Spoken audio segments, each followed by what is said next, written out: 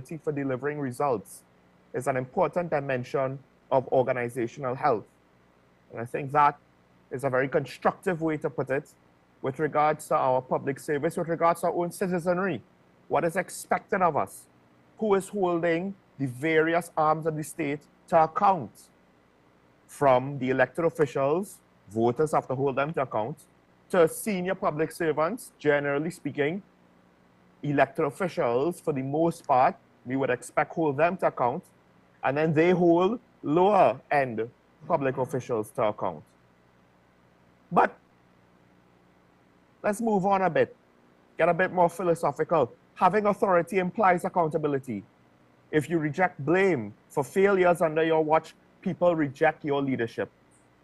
Now, to what extent have we rejected the leadership that we have seen on display? To what extent is it disappointing? To what extent now is it ineffective? When messages are given to rally the population, do we really rally?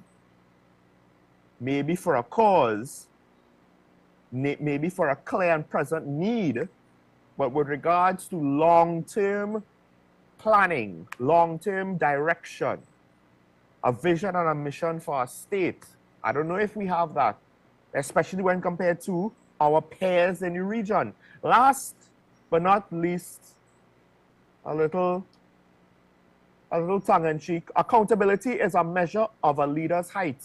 This is from Jeffrey Benjamin. Now, one could argue that this quote is disproven by our own situation. Maybe, maybe not. Maybe it's proven. Some would say that this quote is proven by our own leadership. Some would say it's disproven. I will leave that to you, the viewer, to determine which side of the fence you're on and exactly how you will interpret that in our current situation. With that said, let's actually get into the topics of the day. It's time to start off today's daily review.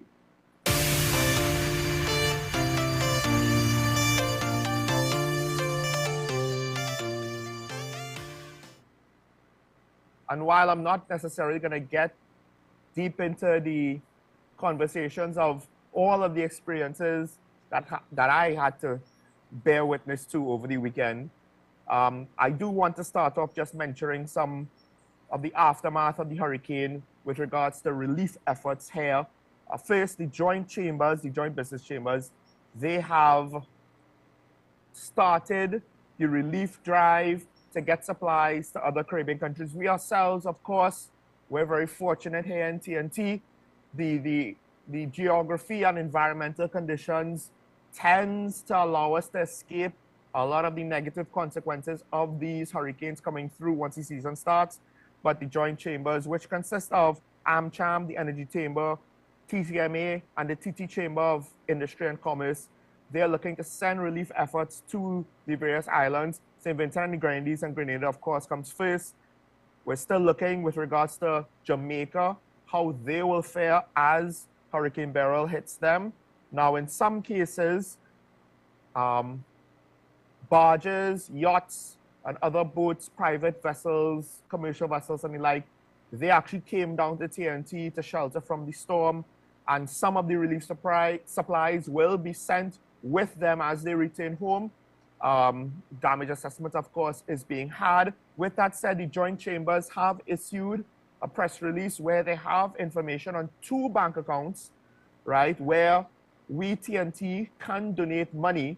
To some extent, that might be more efficient because while I guess there will be other avenues for you to donate things like water and food stuff, and that will be necessary. To some extent, organizing the relief efforts, it might be more efficient to donate money to the chambers who they themselves, in conjunction, I believe, with the Permanent Secretary of the Ministry of Trade, they will be able to then take money donated to fill in the gaps to ensure that what is needed in the right amounts and quantities will be presented. So the joint chambers, they have 2 accounts with First Citizen Bank, Point Lisas, that's the bank. The first account is in the name of the Energy Chamber of Trinidad and Tobago, and we could put it up on your screen so you could read it with me. This is for TT currency. You could see the account number is there. It's a checking account. Then there's also another account, same name, the Energy Chamber of Trinidad and Tobago / Joint Chambers, same bank, First Citizens Bank Limited, Point Lisas, different account number. It's a 1-digit different, 2818367. This one is for US dollars. This is a savings account. So if you want to donate in a foreign currency, you can. If you want to donate in a local currency, you can. Release a prize, hopefully, will be able to reach those in need as the damage is being assessed. I believe it's estimated at least 3 to 4 people have died as a result of the hurricane in St. Vincent and the Grenadines. And again, where the region is not out of the woods yet. Also, the Prime Minister, and I find it interesting. We'll talk more about this on the optics of it with my co-host, but the Prime Minister has gotten criticisms for not addressing the nation before the hurricane, which to some extent I understand why people would be upset or annoyed at the fact that he's only addressing us afterwards. That said, perhaps I don't necessarily personally have an issue with it. The ministers, the various ministries, if we got communication from the government, this could be a leadership function. And I will concede that point. If the people believe, and this tends to be the case, they want to see their Prime Minister lead in front. So ironically, he has a lot of cachet with the citizenry of Trinidad and Tobago, and at times doesn't live up to that, doesn't live up to the respect people give to the leader of the nation, the office of the Prime Minister. That said, currently what he has offered is for locals who are children who have parents in TNT.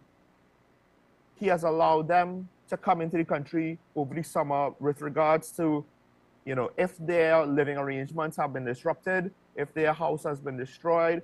It's a small step, but I do believe that this also is something that provides some practical value. Now, obviously, I don't think we could provide shelter for everybody in the region. And also, to some extent, they themselves will not necessarily look to just leave their country. They have to start the process of picking up the pieces, which might get complex. If you notice behind me, despite the fact that the hurricane passed, we're still experiencing some rainy weather here in Tobago. So one could only wonder what it's like with regards to our sister, well, not sister isles, but regional neighbors. So homeless children from the, I believe, Greendot and St. Vincent and the Grenadines,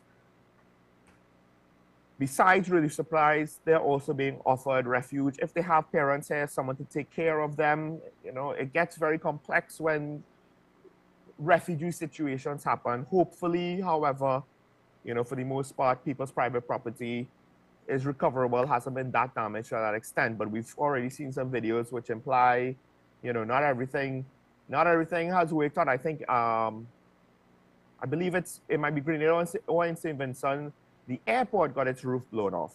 But I'll leave that discussion there when we welcome my co-host later on. Moving on to the next topic. And this seems to be something of a trend, maybe, because we've seen this, I believe, with 2 bills now. And this is the first bill where we saw that. We already saw, I believe, last week in the House, both sides of the House supported this bill, despite questions and concerns from the opposition side. And now we're seeing both sides of the Senate, well, all 3 sides, technically speaking, support unanimously pass the polygraph testing of police officers bill. Miscellaneous Provisions Testing and Identification Bill 2022. It also includes other public employees in sensitive positions, and there's been a bit of a debate on who should be included, who should not be included. More importantly, there's still concerns in some quarters about the fact that this bill might be utilized in a way that could potentially infringe on the rights of individuals, particularly from an HR point of view. And to some extent, we can't necessarily just dismiss those concerns. One could argue a former commissioner, he brought that up, the fact. It was brought up that he walked out of a polygraph test, and he claims that the testing were not pertinent, of which the minister questioned how could he say that. But to some degree, there would be situations where questions would not be pertinent to how they're asked or what they're seeking, and there would probably be some gray area there. And will this be used responsibly? Because I do believe part of the defense of this bill is the fact that it will not be used necessarily to fire people, I guess you could say, right? Now, to what extent could this bill close loopholes and eliminate subjectivity as much as possible to ensure that it isn't undermined by a scandal or controversy remains to be seen.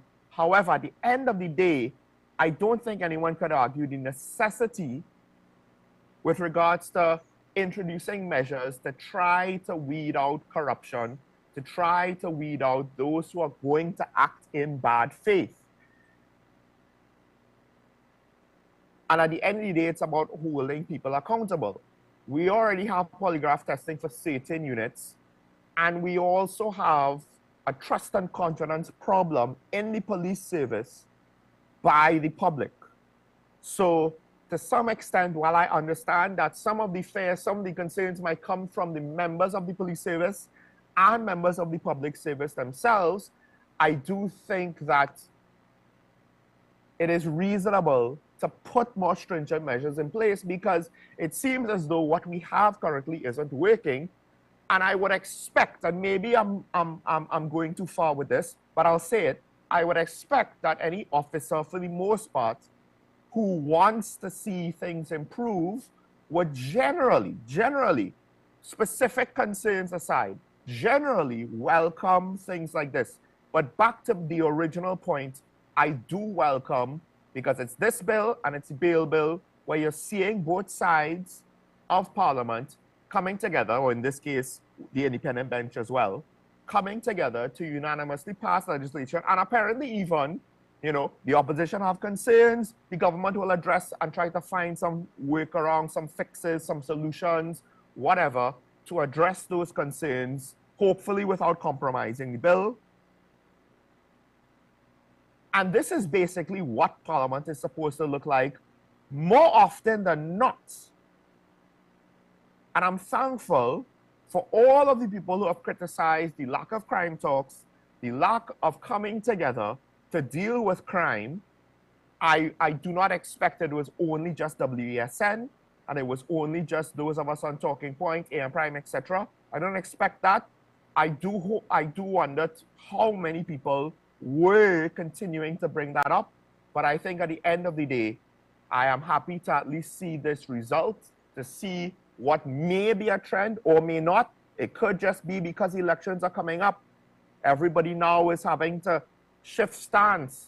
But at least the opposition is not looking to try to, what the government blames them of, undermining the situation just to make government look bad and to weaken their position for the upcoming election. I would argue that such a tactic, to me, would not work, because at least I have called out both sides for not coming together, for not trying to find a compromise, for not trying to reach a solution that Parliament could pass to have its full support. This is the opposite to what I have been complaining about for months now, and I'm very happy to see it. And I hope that we would see more of it, because like I said, that should be more often than not the expectation of Parliament, not the exception of Parliament. Yes, crime is that important, but other things are also important. Moving on to the next story, and again, accountability. We have to hold the police service to account. And to some extent, what was one of the quotes? The first quote spoke about what is expected of people. Accountability helps them understand what is expected of them, and it allows them to take responsibility for the results. Now, with regards to the police service, there are a lot of officers who work hard to get things done. With regards to the ports, while the same can be true, it seems as though there's a blatant example of, well, the word sabotage was not used. The word undermining, I'm not too sure if it was used, but essentially undermining the security of the nation for motivations not entirely known. But with that said, an investigation now apparently is being launched into repeated damage to the container scanners at the port of Spain. Repeated damage. And we're not talking about wear and tear from the elements, wear and tear from operation. The Minister of Finance was before, I believe, the Joint Select Committee on National Security, and was answering questions by Independent Senator Paul Richards. And his answer to one of the questions was somewhat alarming. Now, I have heard rumors where a ministry, a government, special purpose company, but they might have fingerprint scanners to clock in, and then people would damage the fingerprint scanners so they would no longer work. Why would they do that? Well, it's plainly obvious. My friend cannot sign in for me when I'm late or absent if it's a fingerprint scanner. So we damage the fingerprint scanners, then we have to go back to the book. Then we could go back to business as usual. That's bad enough with regards to the fact that I have heard that as a rumor. I don't know how true it is, but I think it's reasonable to assume it's true to some extent. Don't know how widespread it might be true. And I could believe that the various institutions are not holding their employees to account when these things are damaged. Now, this is a step beyond that, I believe, where the minister said that the frequent damage, mysterious damage from forklifts mysteriously finding its way across the shed and running into the scanner more than once.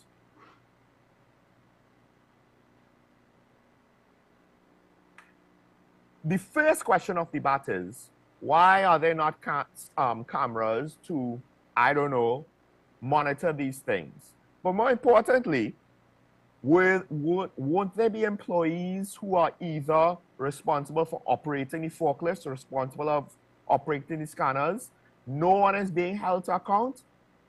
No one knows what happens at the port.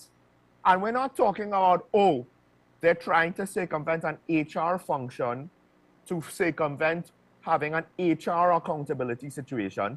These are container scanners at the port of Spain. The Minister of Finance is basically saying there is frequent mysterious damage that now requires an investigation. And I would argue this should be a criminal investigation, but maybe there's not enough evidence to pull that pull that lever just yet. Right? And he said, if you're asking me to determine if it's deliberate or whether it's part of some organized operation, I am not competent to answer that. Your guess is as good as mine. When asked, Imbert said that the equipment been fully functional and not so often and easily damaged and procurement not delayed, the Customs Division would have been better able to detect contraband. Well, that's a given. And the thing about it is, I don't blame the minister for not knowing the details to a degree, to an extent. It's not his job to supervise the port operations. But in the long run, it's the job of the government. So whether the port comes under him or not, customs comes, I believe customs might come under him.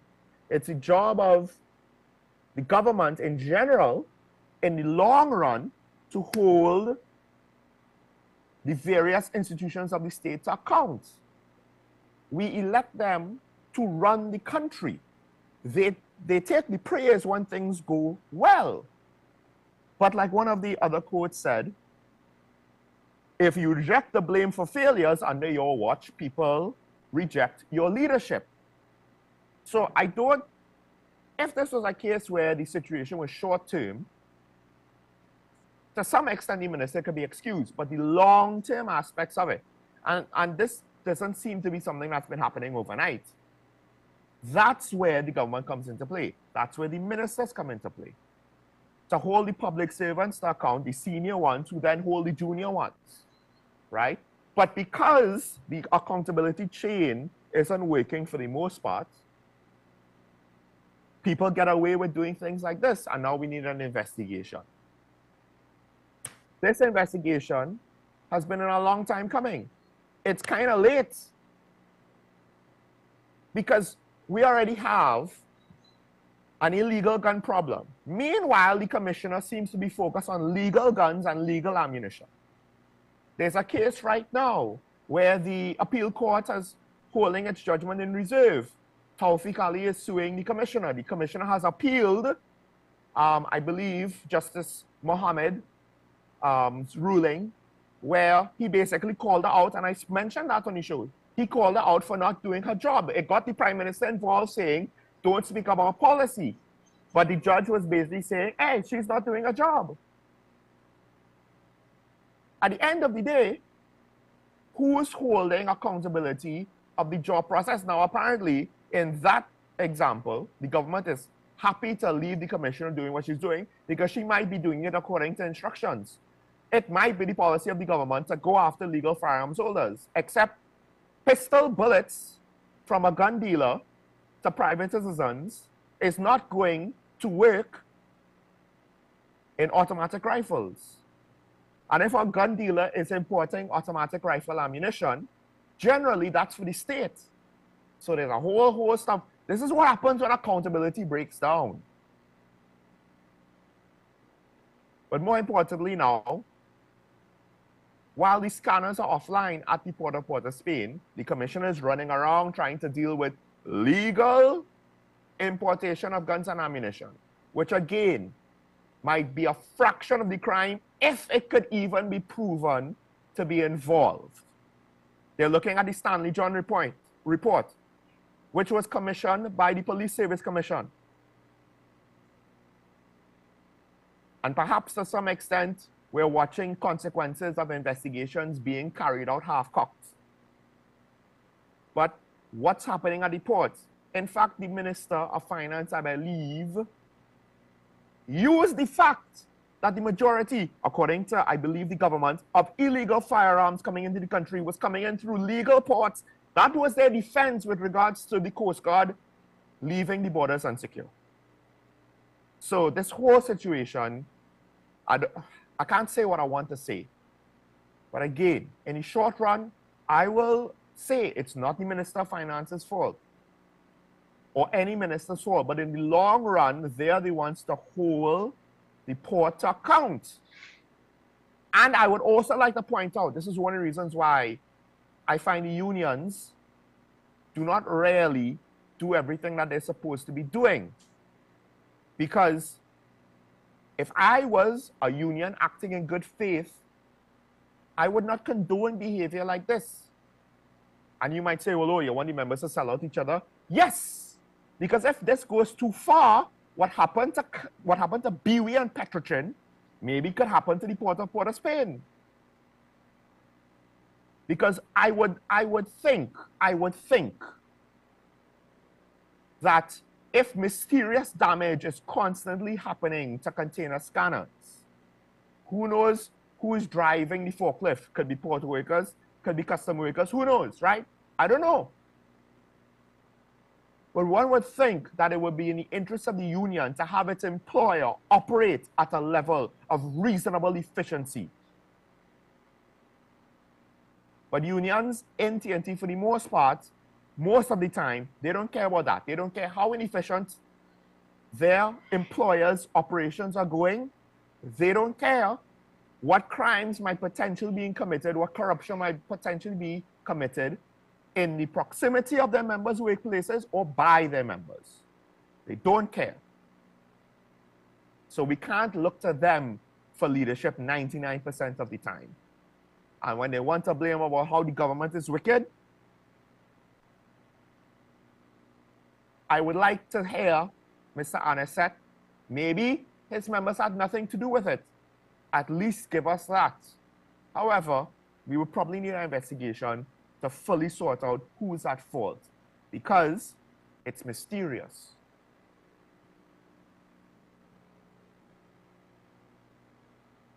Okay, last topic, and again, with regards to accountability, right?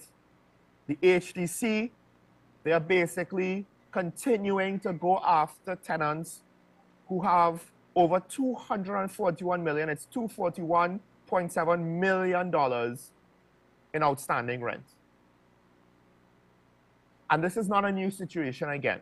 Now, in this case, I could somewhat understand the government's hesitancy to enforce all of its laws. But the flip side to that is, and the professor says it, you have to enforce all of your laws. Otherwise, if you can't handle the responsibility, if you can't stand up to the standards of accountability, people will start to ignore your leadership. And if you give too many blighs,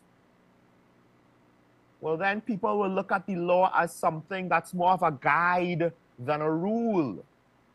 So right now, we have HDC tenants in arrears. And I get it. I understand. The Minister of Housing, she's defending the situation.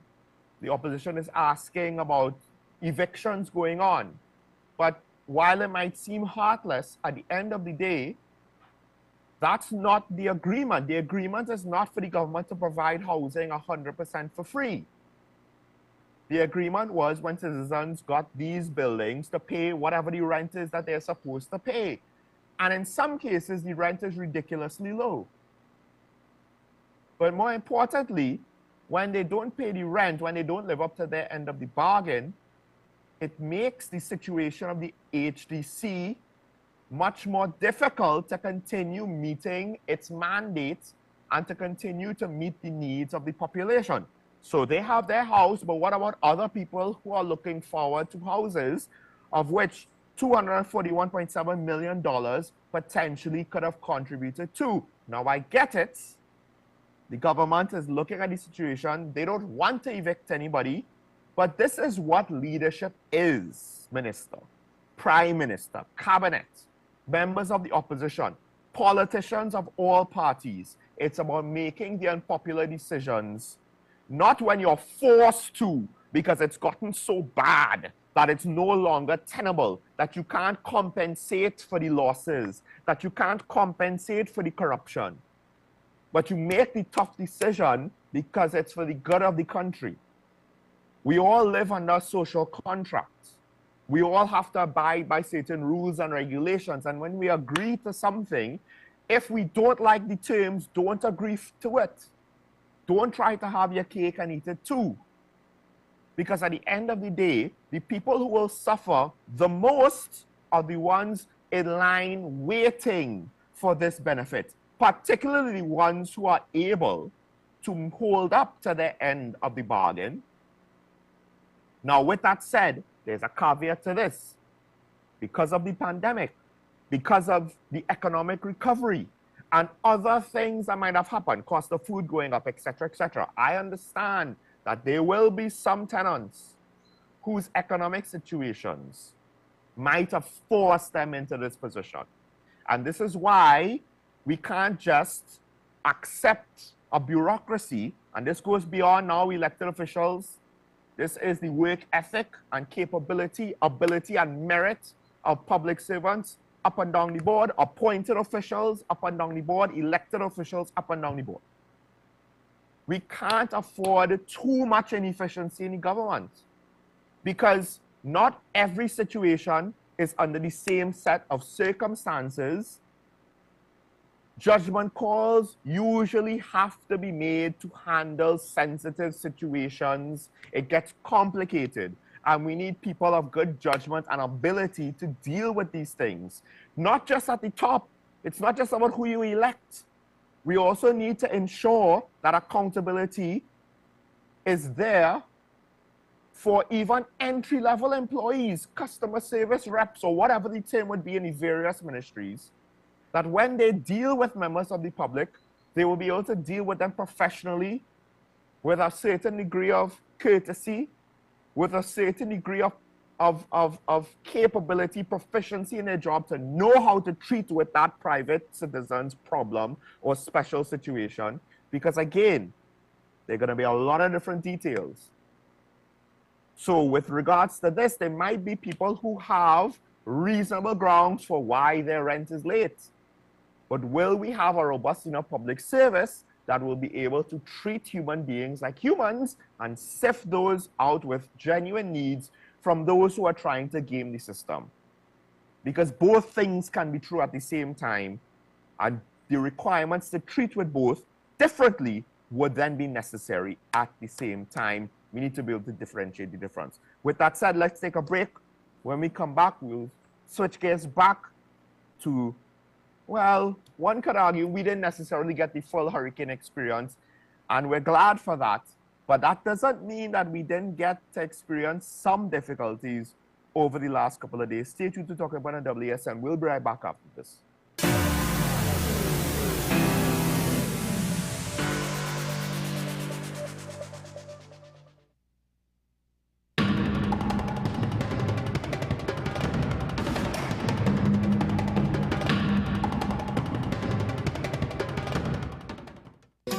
Take some time for yourself or spend some time with the family at Sandy Point Village Hotel. Enjoy our various studio and suite apartments, self-contained with their own kitchenettes and Wi-Fi. We also have our famous 100-foot swimming pool and our beachfront restaurant, the Steak and Lobster Grill. And our location in Crown Point puts us near the center of activity from the nylon pool to the local nightlife. Call us and make your reservations at 639-8533, 389-2378, or email us at sandypointvillagehotel@gmail.com. FanZone, your reliable, authentic supplier, has just gotten better. You can now visit our website www.fanzonett.com for your authentic wear and collectibles. The only place where you can use both your Visa debit and credit cards. Visit our website fanzonett.com to make your purchase today. Coming soon to WESN. Pastor J, I want to get a tattoo. You really respond to me. Respond to me how you would respond to me. The first question I'll ask is why? Controversial taboo topics. We get so consumed by church, we forget that we have to live the life of being a Christian outside of the Sunday like you say, services. we think going to a service makes us a Christian. Exactly. Yeah, right. So we are about to hear the second time Pastor J wanted to take a tattoo. Would have been late last year and early this year. Oh gosh. Hope Unfiltered podcast with Pastor J and Ren. Coming soon to WESN.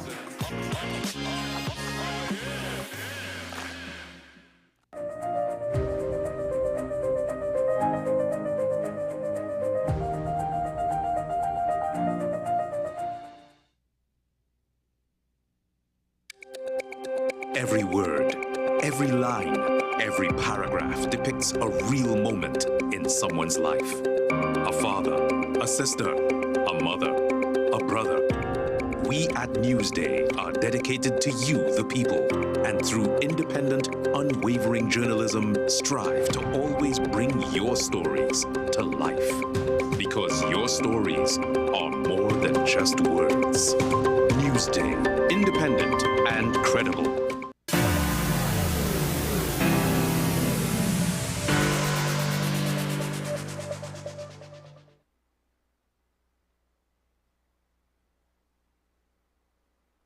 Welcome back to Talking About, ladies and gentlemen. And joining me, of course, well, not of course, I know that you're expecting most people today, the good lady herself. However, she was unable to join us today. So, to fill her shoes would probably be the only person who could do so, because he's the only person that's been on Talking Point before she was. And of course, I am speaking of my co-host. Yes, he is still technically my co-host, Mr. Keaton Shaw. Good morning, Keaton. Good morning, Sean Michael Small. I don't know if I can fill Karen's shoes. I don't know if I want to fill Karen's shoes, but it's good to be here this morning. I mean, technically your feet should be bigger, so you would break her shoes. Did not mean it like that, but nonetheless, thank you very much. Sean, how are you doing? You've had quite an experience. You went to Tobago for 1 week and it just everything got topsy-turvy very quickly. Yeah, I did not anticipate having to deal with a hurricane. And to some extent, you know, that's why I wasn't able to do talking points for the last 2 days. It was an interesting experience because, believe it or not, Keaton, I am actually having to deal more with damage that happened before Beryl than damage from Beryl. Now, with that said, it's still raining, and this is not the only time it's rained since the hurricane supposedly has passed. So I believe the Minister of Local Government, he has warned about water saturations, and in this case, I could see where that warning is coming from. But before the hurricane hit, Keaton, we had storms here, at least on the Sister Isle, and Sandy Point itself suffered a lightning strike that did some damage to some of our electronics that I've still been trying to deal with. And then the timing of a hurricane to come on the heels of that kind of just compounded the situation and made it more difficult. So it was a hell of a time having to be up here with, once we got to a red level warning, I guess you never really know what to expect. So far, we tend to get out of these things. We say God is a Trinity, we think it's a lot of luck, but apparently there's some geographic conditions, environmental conditions that once the storm gets bad, our proximity to South America, the way how the winds work and how the storm gets energy and it all kind of works in our favor. For the most part, the rain and the wind itself never reached the dangerous levels, but the island had to take precautions, and at least by Monday morning, everything was shut down. But before that Sunday, groceries were swamped for the whole day, and I mean, people in Tobago still lined Sunday night.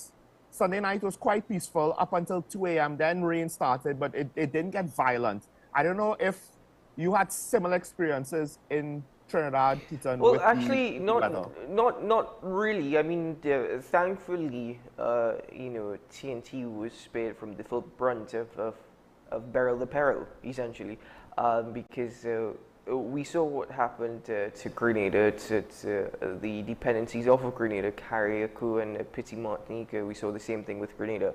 What is quite astounding is St. Vincent and the Grenadines, what they faced through Hurricane Beryl. In fact, Union Island off of St. Vincent and the Grenadines, they're saying at this point it's all infrastructure that was on Union Island has been, it's gone. It's uninhabitable at this point because at least 90% of the buildings are gone. The other 10% are severely damaged. Union Island, that story coming out of Union Island is heartbreaking. It's devastating. Jamaica now is bracing itself. In fact, if I'm not mistaken, Hurricane Beryl, which was a Category 5 storm, by the way, yesterday, it became a Category 5 storm. It has weakened. It's back to a Category 4 storm. It's making direct impact with Jamaica. And then, of course, it's heading to the Gulf of Mexico, where it is expected, as all hurricanes do, to die. But, you know, Jamaica, it's bracing itself because Sean Michael Small, it is the earliest Category 5 hurricane on record, and one of the earliest Category 4 storms. I think it beat, I think it was Ivan in 2004. Oh, no, sorry, it was Ethan, Hurricane Ethan, by 2 weeks to become the earliest Category 4 storm. So I mean, these are storms that you see in the month of September.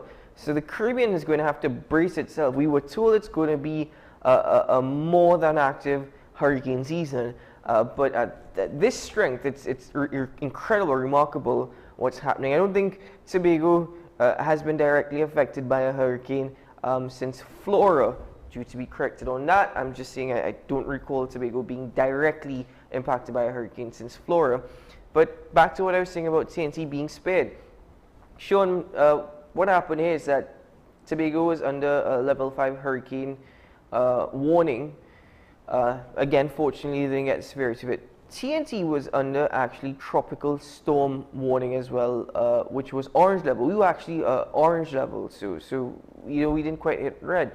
But we were still actually bracing for some heavy rain. We knew we weren't going to get hit by the hurricane, but we were still bracing for some heavy rain. And honestly speaking, the rain that we experienced in Trinidad on Saturday was heavier and more consistent than the rain we experienced in Trinidad on Sunday night into Monday.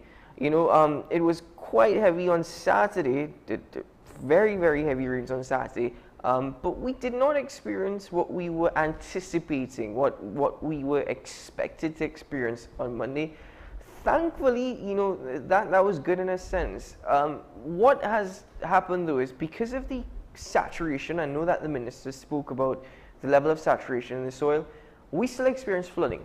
I know that's nothing new, that's something quite common, it's nothing to harp on about. But with that amount of rain that we had on Monday, and given the saturation of the soil because of the rains on Saturday, I do not ever want to experience the possibility of Trinidad and Tobago being hit directly by a tropical storm. We were under tropical storm warning last year. We were red alert. We were going to get hit directly by a tropical storm last year. And last minute, I don't know what happened, but it just it went between the islands, between Trinidad and Tobago. But Sean, could you imagine the devastation, right? Winds are one thing. In TNT, it's not really the winds you have to be worried about. It's the flooding. Could you imagine the flooding and the devastation from flooding if we were to get directly impacted by one of these storms? And I find it interesting that we had a drier than usual dry season into a more active than usual hurricane season or rainy season. And I mean, it's interesting the juxtaposition of getting that back to back. One of the other things is also the fact that, look, we could have water shortages while flooding in the same day. And I do wonder, I mean, as far as I understand, I was educated by one guy, one technician. He pointed out the fact that, look, rainwater does not automatically mean potable drinking water. That's one of the issues with regards that St. Vincent and Grenadines and Grenada has to deal with. Storm waters and the runoff into reservoirs could impact the availability of drinking water, especially if the infrastructure isn't there to provide water treatment to what could be muddy water coming from the hills, depending on how their reservoirs are. And with regards to Trinidad, I do think that, yes, we have two issues. One is the fact of just flooding in general, but I think two, and they're kind of linked, and we've brought this up before, where is the enforcement of things like town and country planning? Because we do have to ask ourselves now with the saturation, and you're right, the lightning strike we had on Saturday did more damage than the hurricane on Monday morning. But we've had bad weather for the most part. Since last week, we've had rain, but we've had some significant amounts of frequent rain, not necessarily consistently throughout the day, since at least Saturday. Will the soil hold up in Tobago? Maybe Tobago things might hold up more because it's a bit more rural, even in the built-up areas, although Scarborough flooded apparently, which is something, no. Did Scarborough flood? I can't remember. But with regards to Tobago, there's a lot of foliage, there's a lot of natural landscape to kind of hold the ground together. My concern is now, when you combine flooding with some of the building practices in certain parts of Trinidad, not enough drainage, too much urbanization, or suburbanization, if you want to use that phrase, and too much building on hills, a lack of vegetation. To what extent will the mountains and hills of northern Trinidad be held together where too much houses and construction have taken place too far up the hill, too frequently, too potentially irresponsibly? Maybe your house might not be collapsed down. Maybe you've put enough work into your foundation, but then you run off water to the houses below. All of these things, I think, they might soon catch up with us because we did not take the long-term view of things. We just took the short-term view. It'll be fine. It'll be fine. God is a Trinity. We could still get a high degree of rainfall. Wouldn't you agree? You see, the thing is, Sean, there are quite a number of things here in TNT that is non-existent. A lot of things in TNT that are non-existent.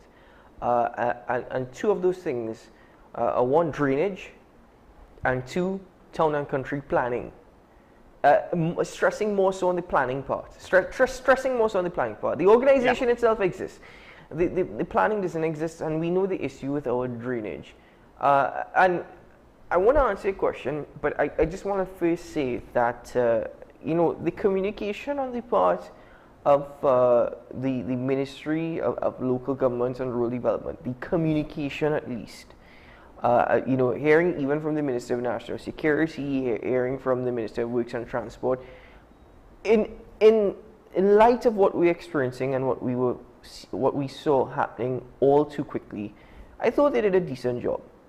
I know that there are quite a few in TNT who expressed concern or dismay that the Prime Minister of TNT himself did not address the nation. The Prime Minister of Jamaica, Andrew Holness, he addressed the nation. The Prime Minister of Grenada, Dickon Mitchell, the same thing with Barbados, Mayor Motley, St. Vincent's and the Grenadines. We saw it with Ralph Gonzalez. I know people were I guess they were upset that the Prime Minister did not address the nation. I'll be honest with you, I do not feel anyhow about it. I think that he has ministers, and that's the job of the ministers essentially. They played their role, they did their part. So it wasn't something that was too much of an issue for me. It would have been encouraging if you saw the Prime Minister leading the response. But I mean, he has ministers, that's their job and their responsibility. So it's not something I felt too bad about. But overall, I mean, it was good to see the level of communication on the part of the government agencies and the ministries. However, coming back to answer your question, answering your question with a question, and I really know I shouldn't do that, I don't like doing that. But you heard it from the Minister of Works and Transport, you heard it from the Minister of Local Government and Rural Development, and you heard it from the head of the ODPM, and the message was constant. We are prepared. We are prepared. And Sean, I don't think we are prepared. I honestly don't think we are prepared. We may be prepared in the sense that, okay, we have measures in place in the event of a response, but we have never put measures in place to try and mitigate the possibilities. I don't think we've ever put measures, or at least significant measures in place to mitigate the responsibilities.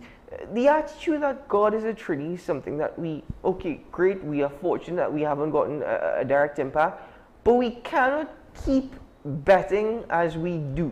We simply cannot keep betting as we do. And by the way, it's not just the responsibility of government agencies. I mean, governments have gone, governments are here, and I still don't know anything in respect to improvements of drainage. I really don't know what's happening there. We were supposed to have a drainage plan. What's going on there? What's happening there? But at the end of the day, citizens have a role and a responsibility to play as well, Sean. And people get upset, but many citizens do not take that level of responsibility seriously. In fact, I don't even think they recognize that they have a responsibility as well. I think they're so dependent, on government agencies. It's like the Chief Secretary of the THA said this was a dress rehearsal. And he's absolutely right. We need to utilize this as a dress rehearsal, because what I'm hearing on Sunday is that, now this is the tricky part, it was month-end as well. It was month-end as well. So people were paid and people were going to get their groceries and whatnot. But how many people in TNT are prepared in the event that we were to get directly hit by a tropical storm? How many people in TNT actually listen to the messages, which, by the way, are played across television stations, are played across radio stations, in the event we were to face a disaster, a potential disaster? How many people actually have put measures in place? So, answering your question overall, Sean, I said I was going to ask you a question as to whether or not we are prepared. I think I just answered the question myself. I think there's two things. One, with regards to people being prepared, one of the consequences of the digital age is the fact that the eyes of the population are too widespread now. You see, way back when, there were 3 television stations in America originally. There were 2 to 3 television stations in Trinidad, right? And to some extent, yes, you had cable, but you were still on the TV. And of course, when things like this happen, the parents would say, let's put it on TTT or TV6 or whichever station, right? Now WSN. But the point of the matter is now, especially for younger people who might not look at television, television is a medium where it's still important for local news, but in TNT, news is not valued by young people, which in and of itself is a whole other problem. So in order to get these things out there, I do think it's not that easy for the government.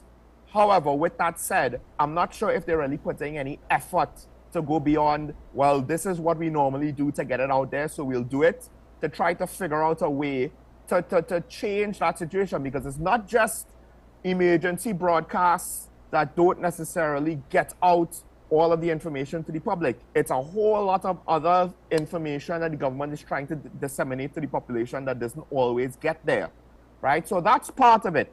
Of course, one could argue that we have a responsibility to look for these for this information when crises like this are on the horizon. But you know, it's just one of those things where, are we doing enough, right? Is the government doing enough? Is the population doing enough? And one could argue the answer would be no on both counts. The other thing is the fact that we are short-sighted. We take the short-term view. We took the short-term view with oil and gas profits and revenue and taxes. We take the short-term view with regards to what we're investing in. We don't have a long-term view. And a lot of people in the country don't have a long-term view. They live from check to check. They spend a lot of their money on cigarettes and alcohol, despite the fact that they're renting with not much prospects for improving the economic conditions of themselves or their family unit. But they'll still continue to go to the rum shop. They'll still continue to smoke 2 packs a day, etc., etc. And this is translated society level and government level with regards to how we respond to things. God is a Trinity. We don't need it. We don't need to spend a lot of money and resources to build up our capacity to deal with the kinds of, you could say, crises that St. Vincent has gone through. I mean, in the life of WESN, we covered the explosion of the volcano or the eruption of the volcano, and now they've had to deal with this hurricane. I can't imagine what it would be like to have to live like that, and the resilience those citizens have to have. They have dealt with things, they have gained experience, and they have shown gumption, which quite frankly, one would question if TNT has it, because we have not had to go through those things, because we have not been tested in that way. And I think to some extent we take it for granted. And given the fact, listen, I don't necessarily buy everything that the media says and politicians say about climate change.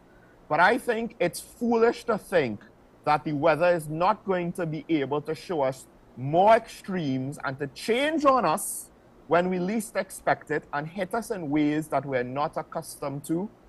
I think that is short-sighted, but that is more or less, as Karen says, you use past behavior as an indicator of future behavior.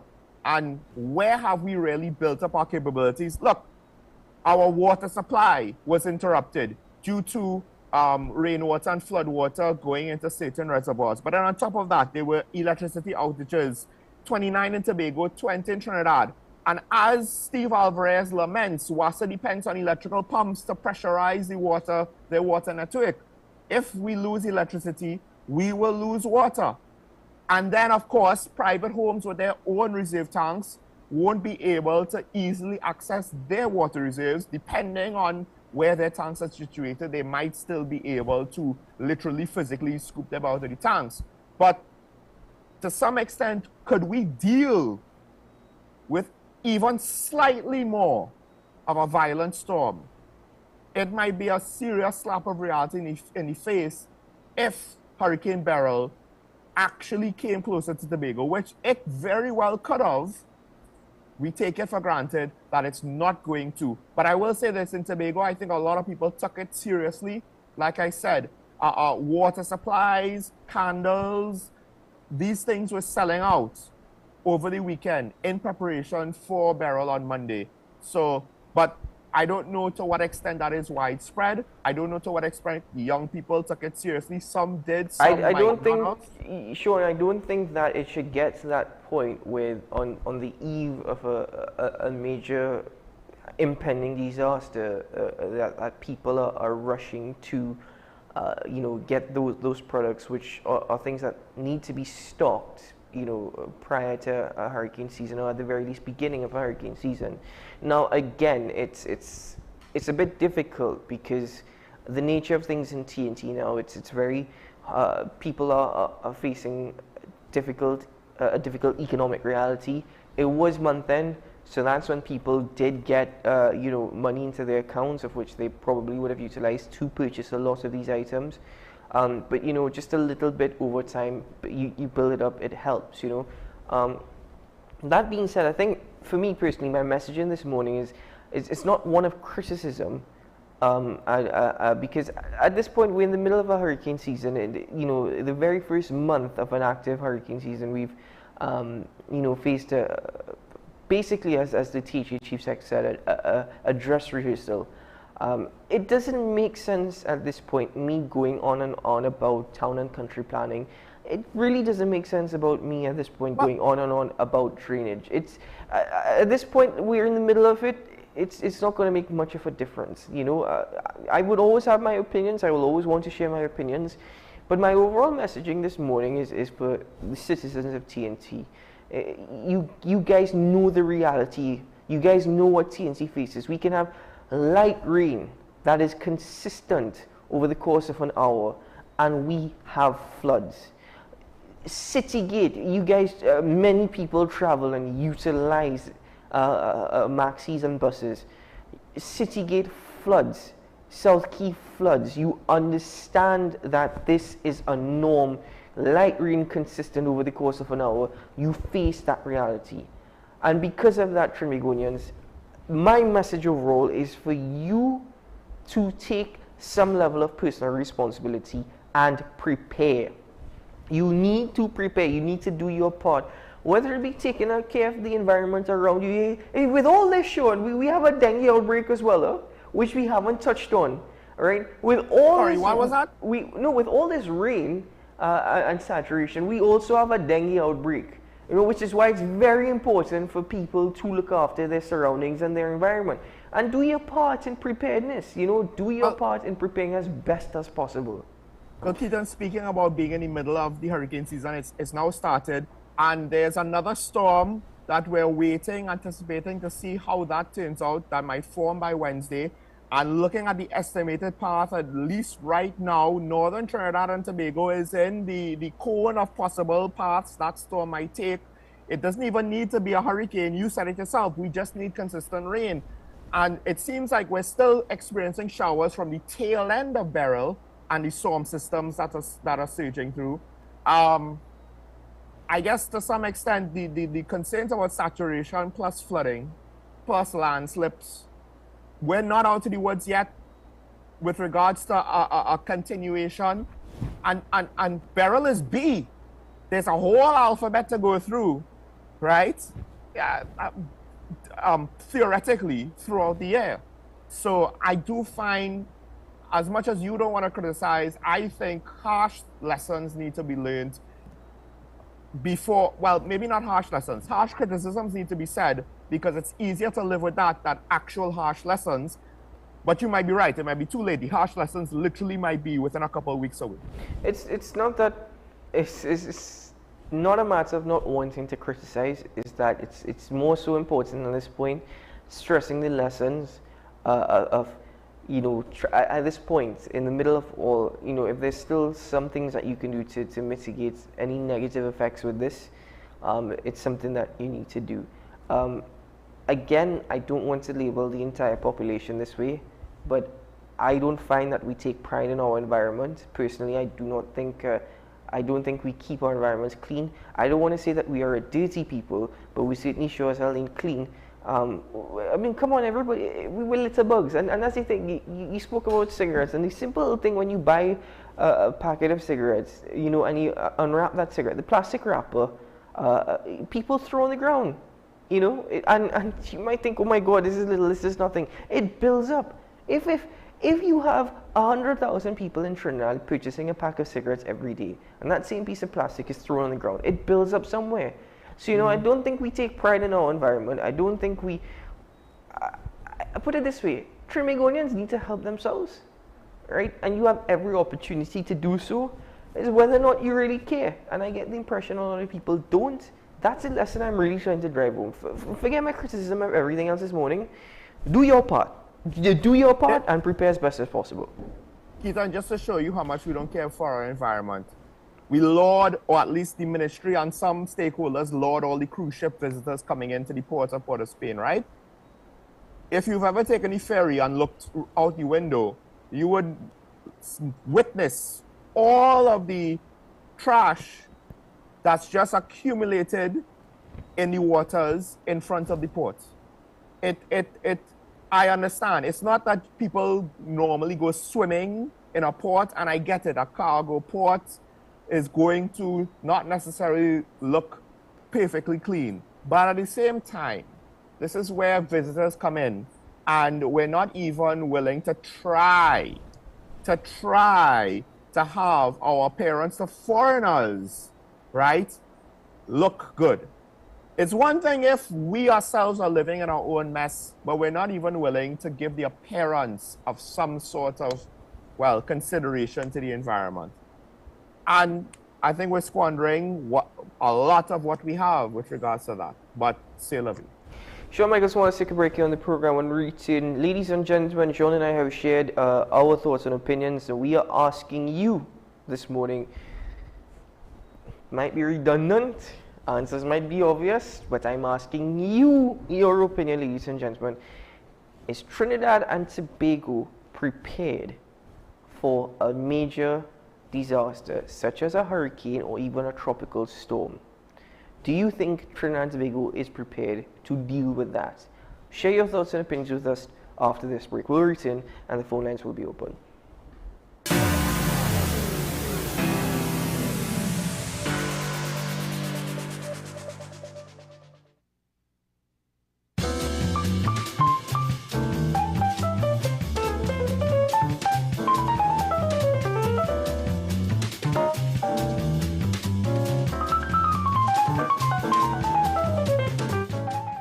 Hello there and welcome to AM Prime on WESN Content Capital. Before we even start this repatriation and reintegration process, we've already failed, or are we doomed to fail? You've got to invest in the institutions that you've established to carry out those sorts of core functions. We now get into the regional updates to give you an understanding of what's happening across our neighboring islands. We have available a number of films that are worth showing. So it was day one when the French Revolution started to develop the concept of universal human rights. What happened this time is unprecedented. It's one of the largest terrorist attacks in history. Let's welcome Carl to the program. Carl is over there next to Insta. Hello, Carl. Silky anteater or pygmy anteater, and we have two of the three species of anteaters right here.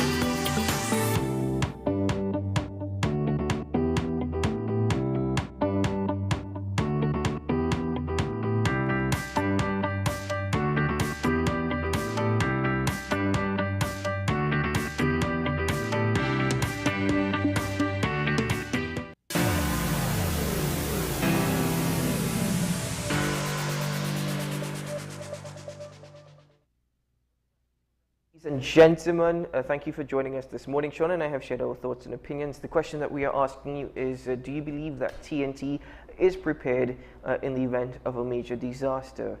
Do you think that we are prepared to handle that? Share your thoughts and opinions as the phone lines are open. We already have a caller on the line with us from El Socorro. Good morning, caller. Yes, good morning. Good morning. Good morning to the host of the program, too. I want to say something. It is concerning the coverage of the weather yesterday with respect to the storm and so on. Mm-hmm. Now, you all said young people do not watch or do not pay attention to certain programs with respect to what's going on around them and so on. Now, how would they pay attention when you have one channel only, which is Synergy, was the only channel that brought coverage on the weather pattern yesterday? I think the other station, including you all, sorry to say that, falls short. Because if the majority of youth do not watch Gael, which we know as a fact, more adults watch Gael like me and other people. There was a perfect coverage yesterday. Mr. Fabian did a fantastic job. Where were you all? Where was TV6? Where was CNC3? You all should have been doing a coverage like what Gael did. I will ask people if they want proper coverage on the hurricane that is coming, go to Gael, because you all are not doing it. Mm-hmm. Why? I think everybody was afraid of the weather, so they must stay inside from the other channels. I don't know if that is true. Mm-hmm. Thank you very much. Thank you very much, caller. We appreciate your feedback and your constructive criticisms. And there were certain instances here at WSN, believe you me, I can't speak too much of that on air, but we take your feedback and we appreciate your thoughts. I will say this, and it's not to defend us, but I will say at least one media house that you did call did have coverage on the in the field, in a somewhat exposed part of the country. So I will have to say that to some extent that does highlight an aspect of the point I was trying to make, that people's eyes are so divided that they're not necessarily aware of everything that is going on. Because at least one other media house, again, in the field, on the North Coast, right? I can't remember at what time they were there, but they were there. Surely, do you have another call on the line with us from Marival? Good morning, caller from Marival. Hi, hello, you hearing me? Good morning. Yes, we are hearing you. Good morning. How are you doing, my friend? Long time I haven't spoken to you all. Hear me? Indeed. The guy that just called about you all had no coverage and all this and all that. You see, when people have nothing else to do except criticize, there's a channel called 137, Color Weather, that gives you 24 hours coverage, and most of that station, Gael, was getting it from them. If you want to choose right now, they're telling you everything you need to know. 137, they have the U.S. satellite, which is based in Homestead, where my cousin lives, and I am there all the time, where they have the Hurricane Center, and the aircraft flies into the hurricane, as you know, and back out, whatever. And that is the best coverage you could get. That's the only weather station I listen to, and it's original. You just put it on 137. And that is where Gael was getting the information. So when he wants to criticize and, oh, you should be doing this for the whole day, and all that, what was he doing for the whole day? For him to be able to say that. Have a wonderful day. Caller, thank you very much for your thoughts and opinions. You don't expect El Socorro to also be out in the weather.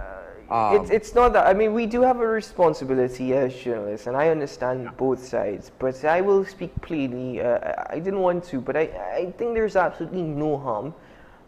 In the media landscape that we're in, WESN does not necessarily have all the resources or the manpower to ensure that we have not only running 24/7, but the capabilities of having us out on the street to cover the weather, or even as I said, even in studio, we don't necessarily have it all. We work very hard, and we hope that in due course we are in a position to bring you such coverage. So we have a call on the line with us from Sangre. Good morning, caller. Morning, caller. Hello, good morning. I take it. Hello, caller, could you hear us? Caller?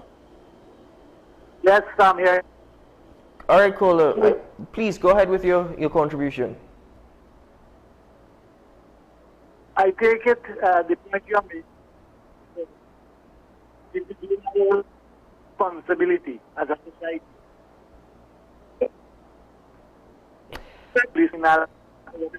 All right, okay.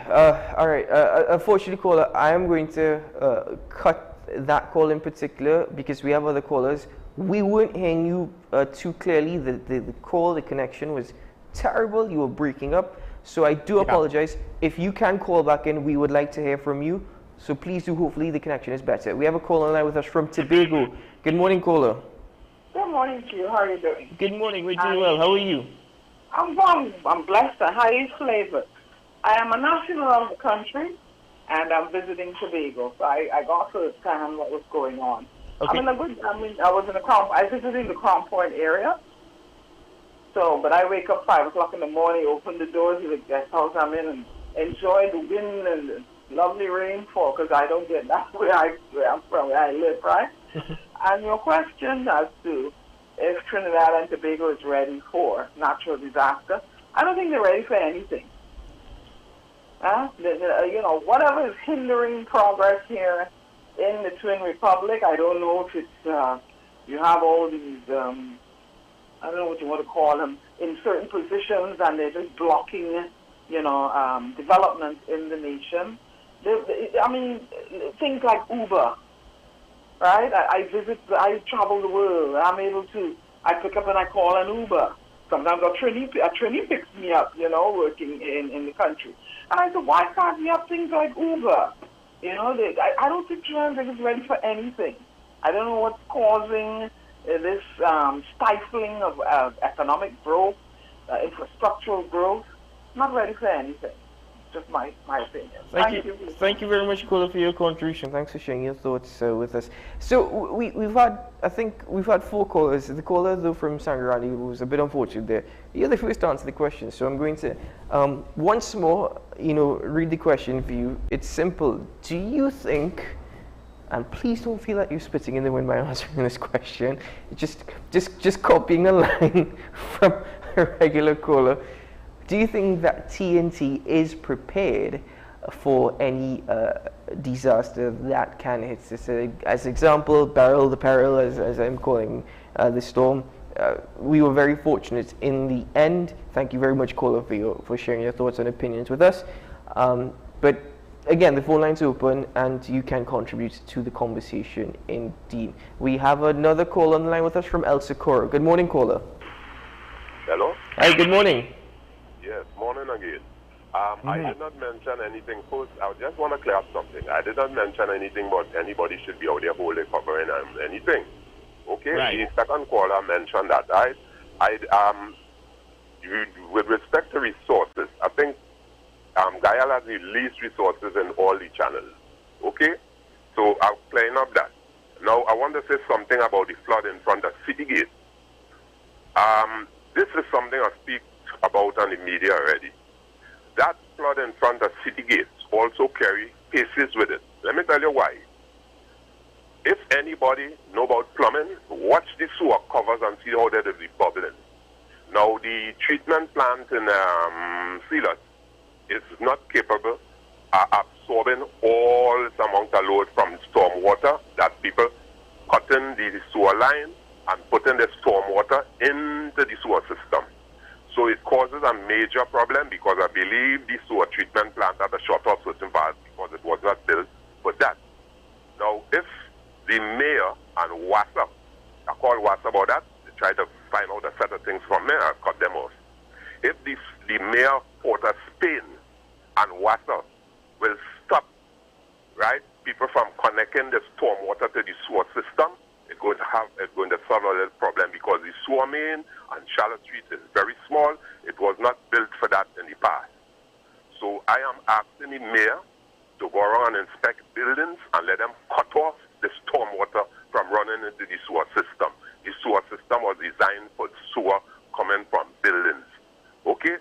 This has been a problem. People walk in that water and nobody's telling them anything about it. The Ministry of Health should also be involved in seeing that it's Thank done. you very much, Because caller. that is unsanitary. Thank you you. very much. Do have a good day. All the very best to you. We have a caller on the line with us from San Juan. Good morning, caller. Very good morning to Keaton. Good morning, sir. Morning. And a very good morning to Sean Michael. Morning, morning. Yeah. Sean Michael, this morning when you in your contribution in your speech this morning, you touched something on the scanners on the port. Yes. That the customs officers, they are supposed to operate these containers to see if it have any illegal. What always amazes me,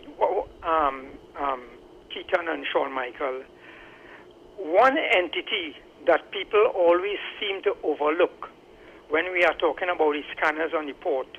We talk about the customs officers, we talk about the police officers, but people never seem to mention, and even when members of parliament go before a joint select committee in parliament to discuss the scanners on the port, not functional, they're not operational, one entity that is always overlooked is the security of the port. The Port Authority, they have their own security. The Port Authority, they have the port police.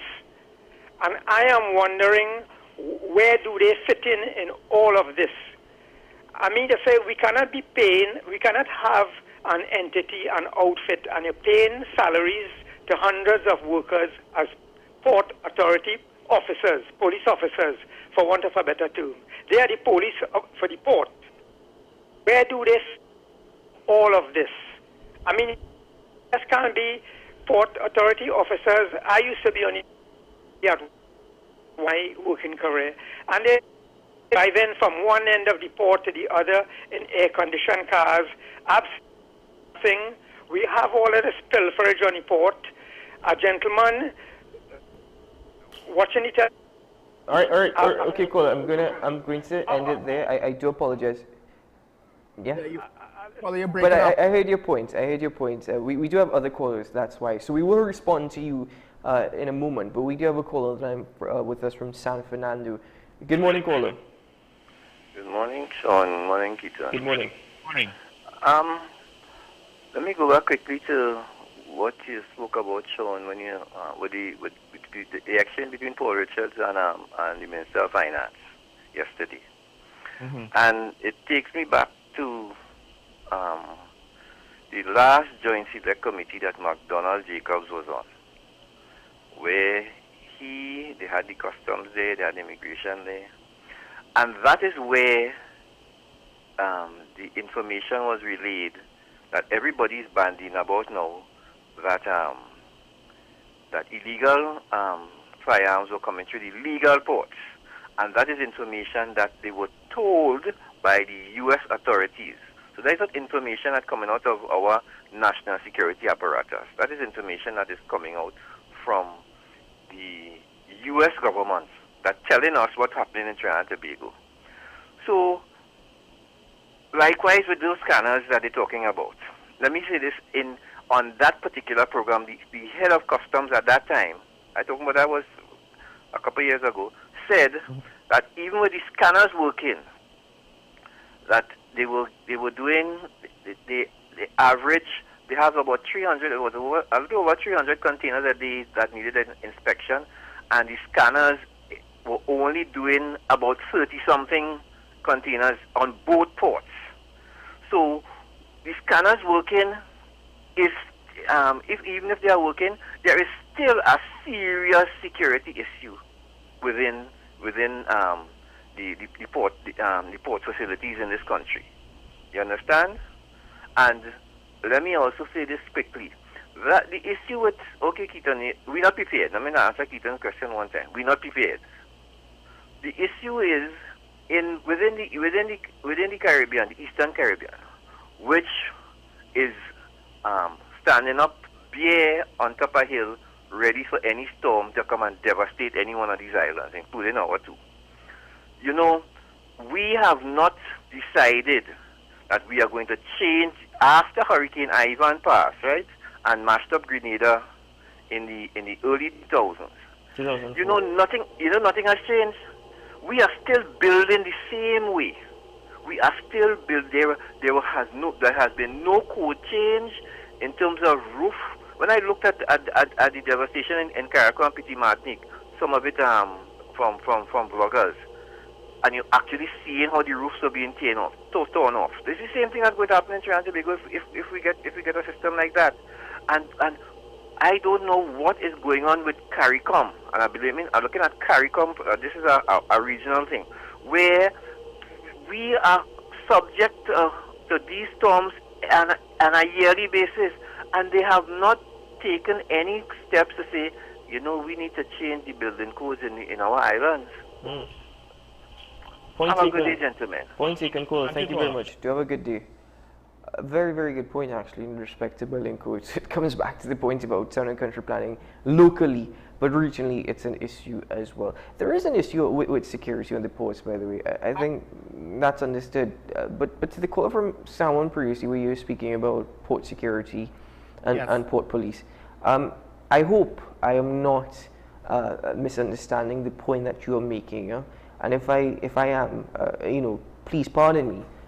But in respect to customs, the responsibility on the part of customs, their jurisdiction differs from that of port police and port security. Now, I cannot speak entirely of what that jurisdiction may be, because I myself am not entirely sure as to exactly what the jurisdiction is.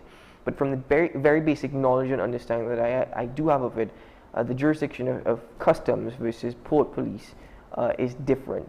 So I don't think you're going to see port police doing customs work or customs doing port police work. But as I said, I really hope I'm not misinterpreting the point that you were trying to make. No, I think now the question is, to what extent is the port authority and port police responsible for the physical security of this equipment?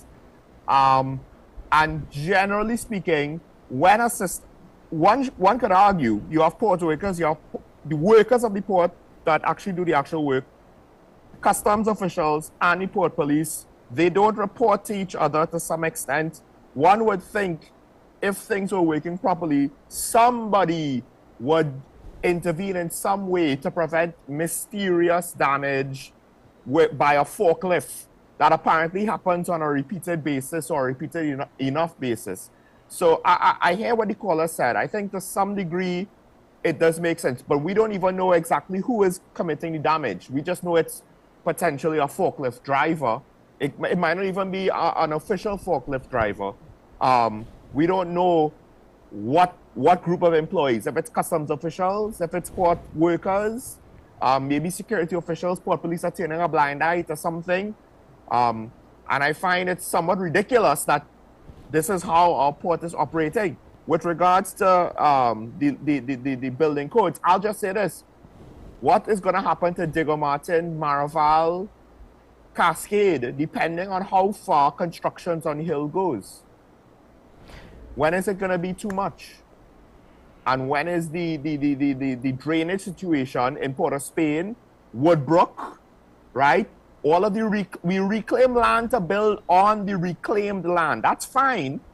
We don't account for the drainage situation being reduced or worsened because we reclaim land. It's at a higher sea level than the land that is inland of it, and we don't do anything to account for that, to provide drainage to kind of deal with the fact that what used to run into a swamp is now going to run straight into essentially concrete development. I think Scarborough ironically has that in miniature with the boardwalk by its port, that it retains more water now than it would have naturally in years gone by.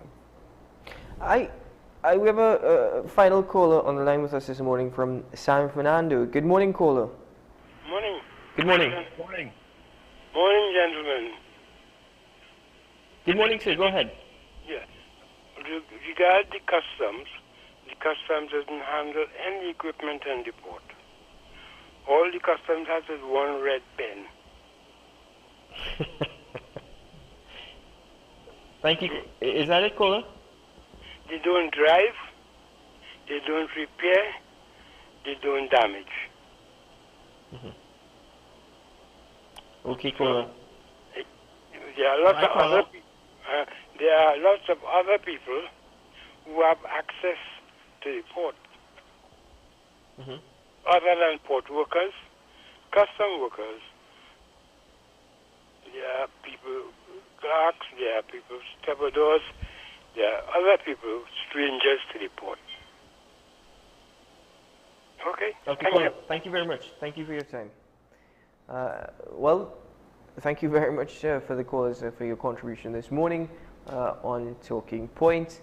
And yeah, sure, Michael Small, go ahead. No, I guess the question is, to what extent do strangers have access to these scanners? Right? In a perfect world, what he said would be impossible, but we can't discount things like that. One could argue what he said is reasonable because at the end of the day, the results themselves are so ridiculous, we cannot just close the book on any potential. We have to ask, to what extent do strangers to the port, for all intents and purposes, they don't have an official position, do they have access to these scanners in order to damage them? The other part is the Minister of Finance yesterday indicated that the crate scanners on the port are 20 years old and are non-functional. I'm curious to know, at what point did they become non-functional? What was maintenance like for this equipment over the last few years? I mean, I'm not going to get an answer to that question, but I more so want to know, at what point did they become non-functional? And at what point did the government realize, hold up, we need to procure new scanners, because he's now saying that the government is working expeditiously to try and procure scanners, hopefully by next month. I'm trying to figure out at what point, at 20 years old, you're saying it's non-functional, at what point did they shut down? At what point did they break down? At what point did you all realize that? At what point did the procurement process for this start? But boy, sometimes I really wonder, Jean Michael Small, if we're guessing anywhere, like that caller from Tobago said, she doesn't even know what's really holding back development. That's a question I wish I could answer. I have a few thoughts and opinions, but I ain't sharing it this morning.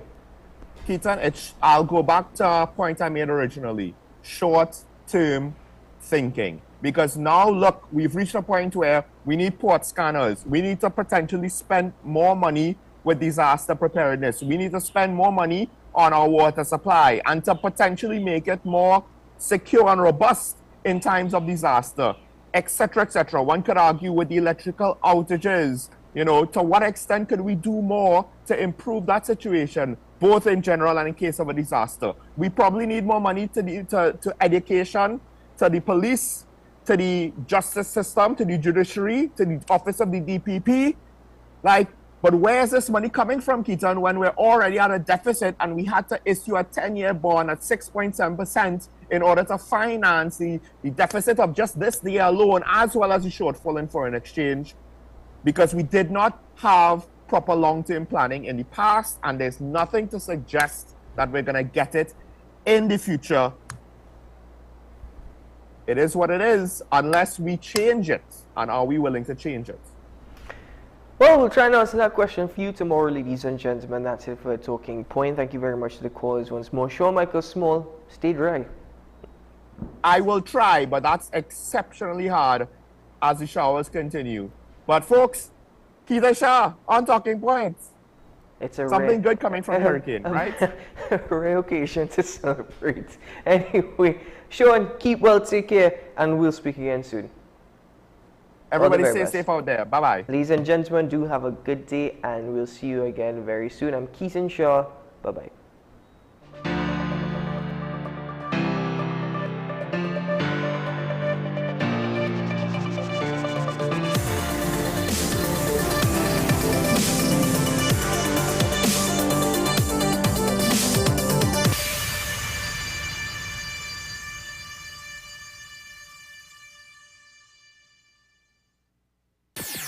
WESN.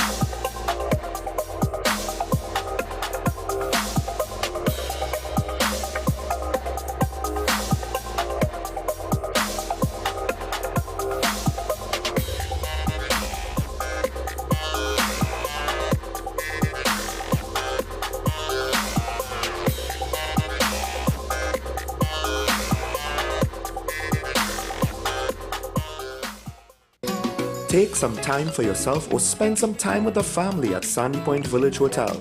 Enjoy our various studio and suite apartments, self-contained with their own kitchenettes and Wi-Fi. We also have our famous 100-foot swimming pool and our beachfront restaurant, The Steak and Lobster Grill. And our location in Crown Point puts us near the center of activity from the nylon pool to the local nightlife. Call us and make your reservations at 639-8533, 389-2378 or email us at sandypointvillagehotel@gmail.com. FanZone, your reliable, authentic supplier, has just gotten better. You can now visit our website www.fanzonett.com for your authentic wear and collectibles. The only place where you can use both your Visa debit and credit cards. Visit our website fanzonett.com to make your purchase today. Every word, every line, every paragraph depicts a real moment in someone's life. A father, a sister, a mother, a brother. We at Newsday are dedicated to you, the people, and through independent, unwavering journalism, strive to always bring your stories to life. Because your stories are more than just words. Newsday, independent and credible.